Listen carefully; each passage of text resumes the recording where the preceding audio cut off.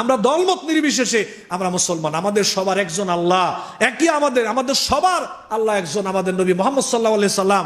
আমাদের সবার জন্য এই কোরআন হাদিস দিয়ে আমাদের দেশটা চলুক। কারো কোনো আপত্তি আছে?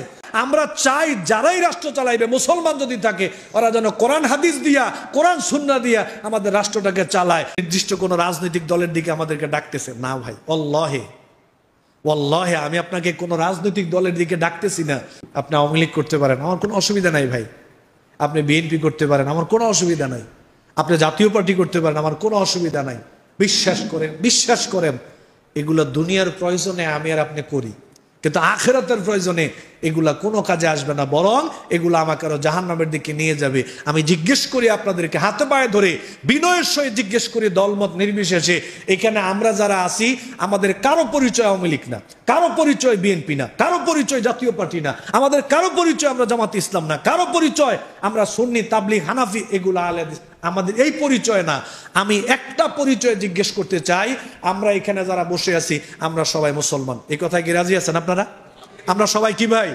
মুসলমান। আমরা দলমত নির্বিশেষে আমরা মুসলমান। আমাদের সবার একজন আল্লাহ, একই আমাদের সবার আল্লাহ একজন, আমাদের নবী মুহাম্মদ সাল্লাল্লাহু আলাইহি সাল্লাম। আমাদের সবার জন্য এই কোরআন। সবাইকে কবরে যেতে হবে, সবাইকে মরতে হবে, সবাইকে কবরে প্রশ্ন উত্তর দিতে হবে। সবার জন্য জান্নাত, সবার জন্য জাহান্নাম, সবার জন্য জান্নাত।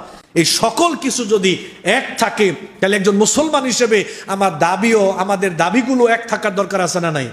তাহলে আমরা মুসলমান হিসেবে একটা প্রশ্ন আপনাদেরকে করতে চাই, আমাদের দেশটা কোরআন সুন্নাহ দিয়ে চলুক, এই ব্যাপারে আমাদের আপত্তি আছে?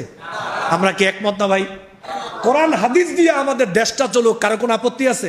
হাত উঠান তো দেখি, আপত্তি আছে কিনা দেখি, হাত উঠান একটু, আল্লাহ দেখুক না, হাত উঠান, আল্লাহ দেখুক। আলহামদুলিল্লাহ, হাত নামান। আমরা চাই দলমত নির্বিশেষে কে ক্ষমতায় যাবে, কে ক্ষমতায় থাকবে, এটা আমাদের মুখ্য বিষয় নয়। আমরা চাই যারাই রাষ্ট্র চালাইবে, মুসলমান যদি থাকে, ওরা যেন কোরআন হাদিস দিয়া, কোরআন সুন্নাহ দিয়া আমাদের রাষ্ট্রটাকে চালায়। এতে করে আমরা সবাই শান্তিতে থাকবো, সবাই ভালো থাকবো।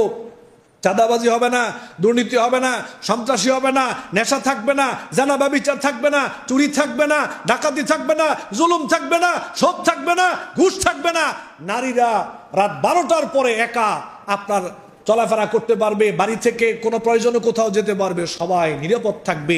হিন্দু ভাইয়েরা ভালো থাকবে, বৌদ্ধ, খ্রিস্টান, ধর্ম বর্ণ নির্বিশেষে সবাই আমরা সুখে শান্তিতে নিরাপদে ভালো থাকতে পারবো, যদি কোরআন হাদিস দিয়ে রাষ্ট্রটা চালানো হয়।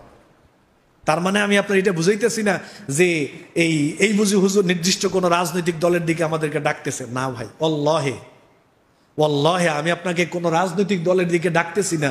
শুধু এইটা বোঝাতে চাচ্ছি, একজন মুসলমান হিসেবে আমাদের দাবিটা কি হওয়া উচিত এবং ওই দাবির পিছনে কাজ করা উচিত। আমি শুধু এইটা বোঝাতে চাচ্ছি।